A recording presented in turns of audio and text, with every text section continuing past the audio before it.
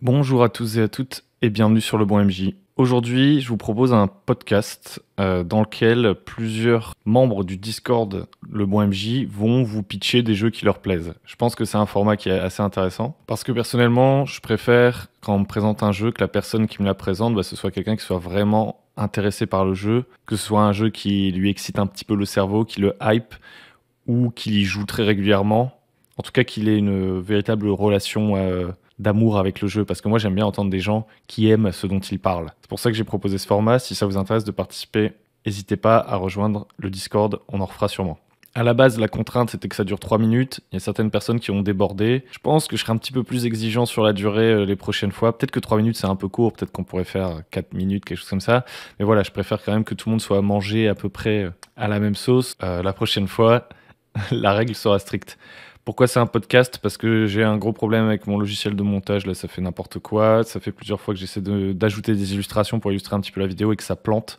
Donc je vais faire un truc vraiment minimal, je vous conseille plutôt de l'écouter que de le regarder, ce sera pas très intéressant à regarder. Voilà, j'espère que ça vous plaira. Si c'est le cas, n'hésitez pas à liker, à vous abonner. Je vous dis à très bientôt sur le point MJ. Ciao, bonne écoute.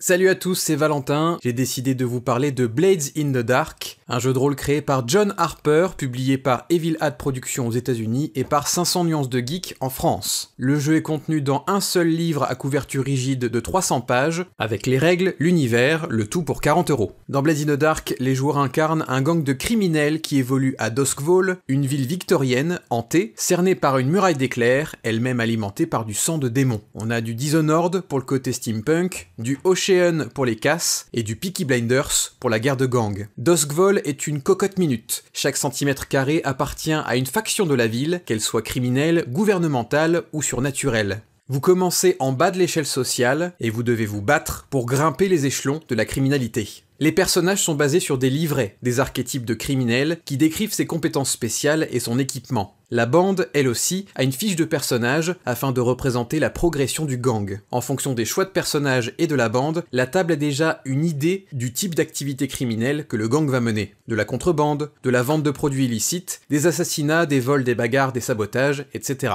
Alors pourquoi j'ai décidé de vous parler de ce jeu de rôle? Il se trouve que sur internet, quand les gens demandent quel est le meilleur jeu de rôle pour simuler des casses, des braquages de banque, Blades in the Dark est un nom qui revient régulièrement. On a tous vécu une situation en jeu de rôle où les joueurs mettent 1h30 à se décider d'un plan d'action et le plan déraille au premier jet de dés. Blades in the Dark encourage les joueurs à se lancer directement dans l'action sans se soucier des détails superflus. On pourrait se dire, mais si je prépare pas de plan, comment je sais ce que je dois emporter, comment je sais ce que je dois prévoir? Il se trouve que ce sont les personnages qui vont préparer minutieusement le plan pendant des semaines voire des mois, tandis que nous les joueurs dans la vie réelle, on va se décider d'un plan en quelques minutes. Pour ce faire, les joueurs ont à leur disposition des outils. Le premier d'entre eux, c'est le flashback. Les joueurs peuvent raconter un flashback pour expliquer ce que leur personnage a fait en amont de la mission. Bien sûr, tout ça n'est pas gratuit, votre personnage va payer en stress, le gang va payer en or ou en réputation, mais le but du jeu c'est que vos criminels soient compétents et qu'ils aient l'air badass. Pour ce qui est des mécaniques de jeu, il en existe une principale. Blades in the Dark utilise des dés à 6 faces. Vous lancez plusieurs dés, mais vous ne gardez que le résultat le plus élevé. Si vous obtenez un 6, c'est un succès complet. La situation tourne à votre avantage. Si vous obtenez un 4 ou un 5, c'est un succès partiel. Vous accomplissez ce que vous essayez de faire, mais il y aura une complication. Enfin, entre 1 et 3, c'est une issue défavorable. Notez qu'il ne s'agit pas forcément d'un échec. Entre 1 et 3, les conséquences sont souvent plus graves. En tant que maître de jeu, c'était assez déconcertant de me lancer dans ce jeu de rôle. On est beaucoup plus sur une narration partagée, vu que les joueurs ont des outils pour diriger l'histoire. L'avantage pour moi, c'est que j'ai peu de préparation. Je discute de l'état de la bande avec mes joueurs, je leur pose des questions sur leur personnage, et on réfléchit ensemble au prochain coup. Il y a toujours une scène dans un film de braquage où on a l'impression que le plan a échoué, et soudain les personnages expliquent comment en fait tout était prévu depuis le début. Et je pense que c'est ça finalement, l'objectif de Blades in the Dark. Bonjour, je suis Le Crapal et j'ai décidé de vous présenter mon système du moment, avec un moment qui dure déjà depuis plusieurs mois et qui s'appelle Cairn. Et j'ai commencé tout juste un travail de traduction dessus. Donc Cairn est basé sur Knave et Into the Odd, qui sont des systèmes qui viennent du petit monde de l'OSR. Donc Cairn, qu'est-ce que c'est? Cairn, c'est un jeu d'aventure. Et là, pourquoi j'utilise le terme aventure et pas jeu de rôle? Ça implique tout simplement une structure qui va être épisodique. Vous allez imaginer un picaresque plutôt qu'un roman. Par là, je veux dire que ce seront des aventures qui seront courtes, qui seront simples, sans ambiguïté, avec un véritable danger et la possibilité d'une défaite. Cairn offre un système avec des règles très légères, qui invitent les joueurs à explorer principalement des bois sombres et mystérieux, peuplés de personnages étranges, de trésors cachés, de donjons, mais aussi de créatures monstrueuses, dans un univers, vous l'aurez compris, de fantasy. Et je dirais même de low fantasy. On y incarne principalement des humains, et la magie n'est pas vraiment omniprésente, bien qu'on soit entouré de créatures étranges et de phénomènes en tout genre. Il propose une génération de personnages rapide, complètement aléatoire, sans classe, et va reposer sur une progression fictive, plutôt que sur des mécanismes d'XP ou de niveau. En effet, la progression doit être liée à une expérience spécifique, survenant dans la fiction. Par exemple, 2 jours d'études auprès d'un ancien archer royal vous ont permis d'apprendre à tirer des flèches plus efficacement. Vos attaques avec un arc long sont améliorées. Remplacera, vous passez du niveau 1 au niveau 2. Et donc vous avez plus 1 en attaque sur les armes à distance. Mécaniquement, en fait, le système repose sur des règles simples, mais qui, je trouve, sont très intéressantes. Tout d'abord, on a la première particularité, ce sont les jets de dés. Vos personnages n'ont pas de bonus, et pour réussir, les résultats des lancers doivent être sous le score de la caractéristique. Bon, ça en vrai, c'est relativement commun. Mais la vraie particularité, c'est que le jeu pousse les meneurs à mettre la narration et l'ingéniosité des joueurs au service de l'aventure, plutôt que des résolutions par les lancers de dés. Si les joueurs élaborent un plan ingénieux, il est souvent très frustrant de voir ce plan échouer par l'élément aléatoire qu'est le dé. Bon, rassurez-vous, on lance quand même des dés, mais pas à chaque action. Les jets de dés dans Cairn ne sont que des jets de sauvegarde, c'est-à-dire qu'ils seront demandés quand quelque chose est à risque. Par exemple, votre vie, ou une réelle menace, un danger. Si c'est pas clair, dites-vous que, par exemple, fouiller une pièce, écouter une conversation dans une taverne, négocier un prix chez un marchand, suivre un individu dans une rue bondée, ne sont pas vraiment des actions dangereuses en soi. À l'opposé, crocheter une porte alors qu'un essaim de créatures vous fonce dessus, déclencher un piège et éviter de vous faire transpercer par des pics, ça c'est dangereux. Un autre aspect intéressant est le combat. Le jeu se veut assez létal, avouons-le, et donc affronter chaque créature qui croise votre chemin est rarement la décision la plus judicieuse.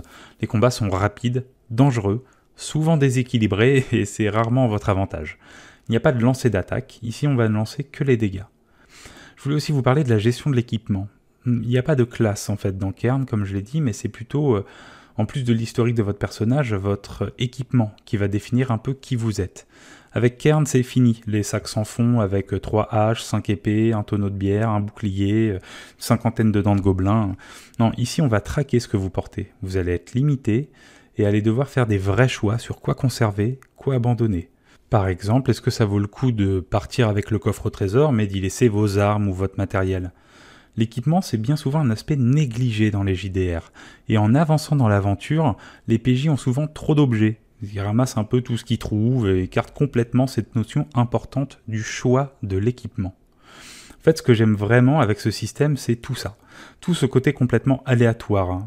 Aujourd'hui, je mène 2 groupes, les 2 s'éclatent avec leurs personnages qui sont, je dois l'avouer, assez faiblards, et je me rends compte au final que c'est bien plus intéressant de jouer des personnages qui ne sont pas des super-héros, qui ont des faiblesses, des peurs, avec des enjeux qui peuvent être importants, et qui ne passent pas la majeure partie de la session à regarder leur fiche de personnage pour savoir ce qu'ils peuvent faire. En fait, je trouve que la simplicité de ce système libère les joueurs des contraintes apportées par les classes, les compétences, les dizaines de sorts, les bonus de stats qui font qu'ils n'utiliseront jamais telle ou telle compétence parce qu'ils n'ont pas les bonus. En fait, mes joueurs ont une approche totalement différente avec Cairn. Avant, ils entraient dans un donjon, ils nettoyaient jusqu'à la moindre petite araignée qui traînait et repartaient avec tout le magot. Maintenant, ils réfléchissent, ils se préparent avant de partir, ils évitent souvent le combat par la ruse, et je trouve que ça amène une dimension beaucoup plus mature aux aventures, moins épique certes, mais pas moins plaisante. Si vous souhaitez comprendre davantage ce système, je vous invite à aller voir sur le site qui, je pense, sera dans la description de la vidéo. Merci pour votre attention et bonne journée à tous. Salut tout le monde, je m'appelle Maë et je vous propose Deathwatch, mon jeu de rôle préféré.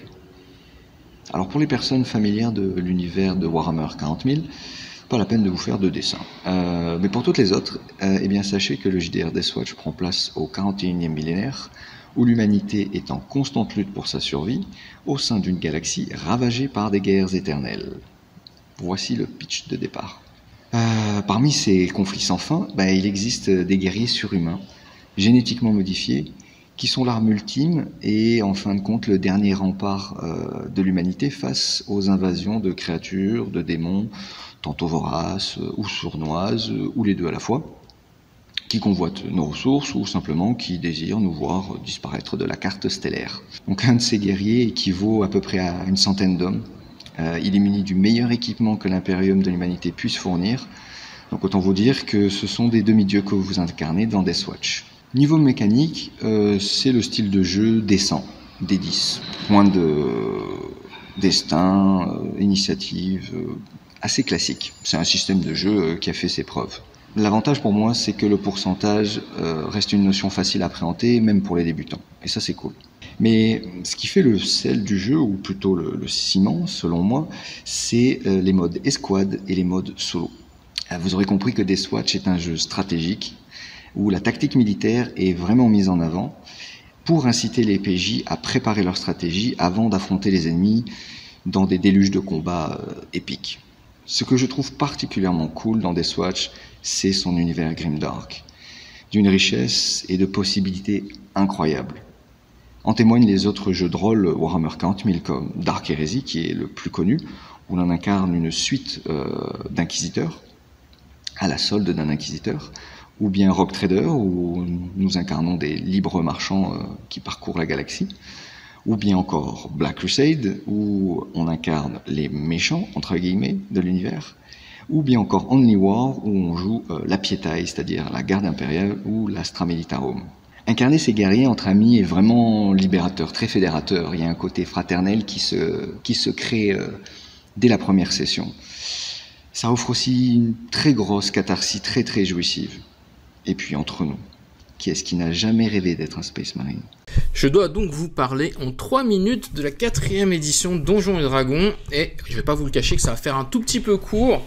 On va donc attaquer tout de suite, et je vais pas vous faire l'affront de vous présenter ce qu'est Donjons et Dragons, mais je vais bien plutôt m'attarder sur les particularités de cette version, qui ont fait quelque chose de très controversé dans la communauté, au point qu'on a carrément eu une scission qui a conduit vers la création d'un jeu concurrent. Donjons et Dragons 4 donc, résulte de la volonté assez flagrante de Wizards of the Coast d'attirer un nouveau public dans le hobby. Il s'agit toujours d'incarner un aventurier en quête de trésors et de gloire. On est toujours dans un contexte héroïque et épique.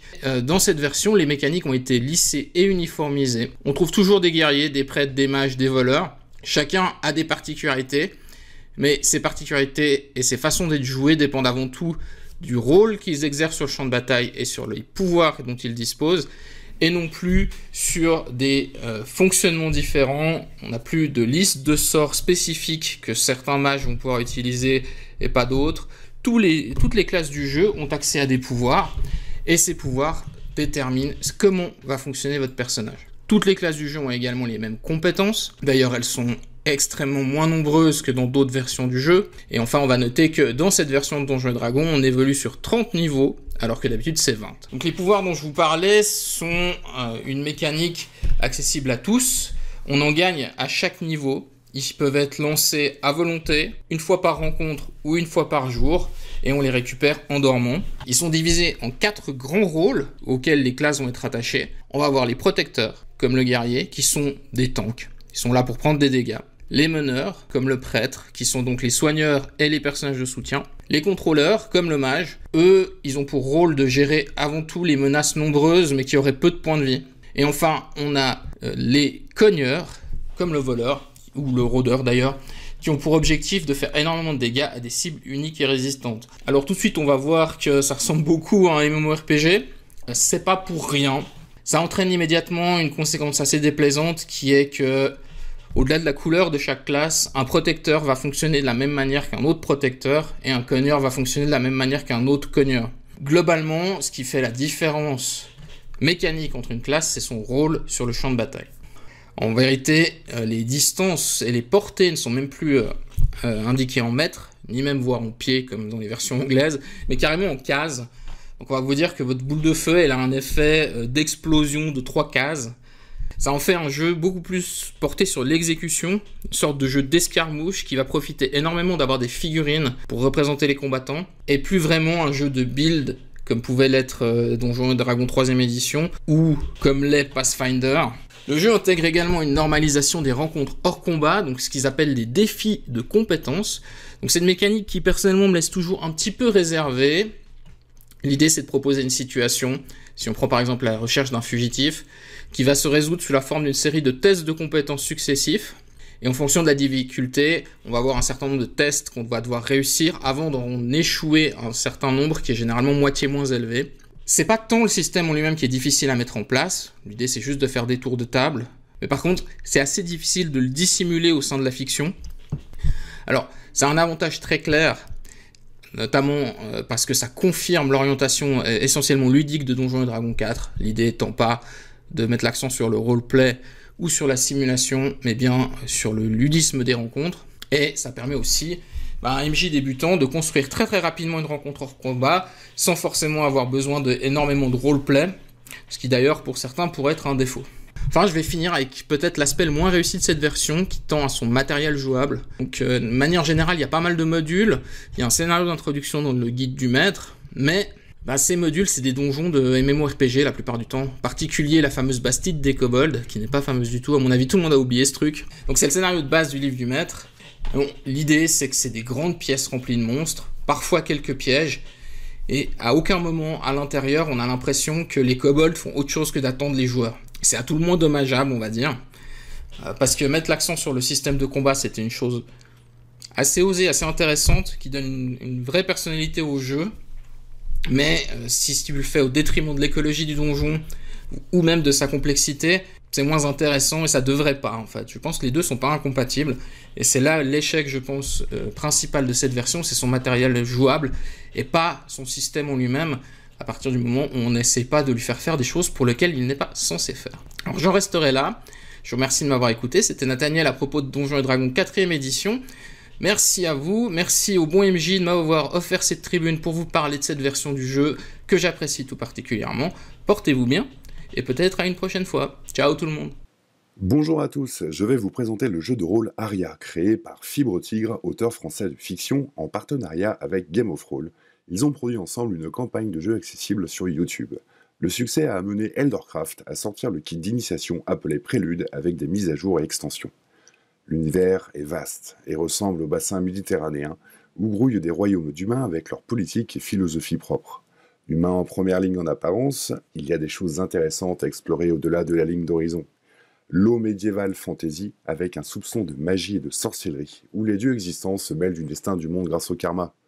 On retrouve des peuples aussi identifiables que les pirates sur leurs îles, de gigantesques cités marchandes, des adeptes du steampunk dans des cités où la magie est bannie à l'orée de jungles gigantesques et de cités fonctionnant avec des cristaux. On trouve aussi des peuples clins d'œil au Moyen-Orient, voire carrément des coins du monde qui ressemblent au Mordor. On retrouve des plaines de glace et de lave ainsi que des cités richement établies.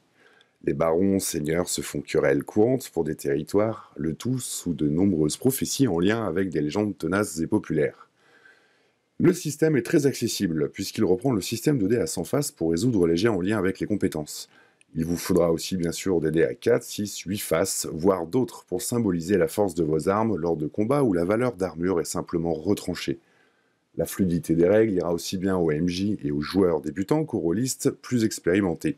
En effet, le jeu permet une grande latitude à la création du personnage mêlant l'apport de l'enrichissement de l'historique sous la bienveillance du MJ.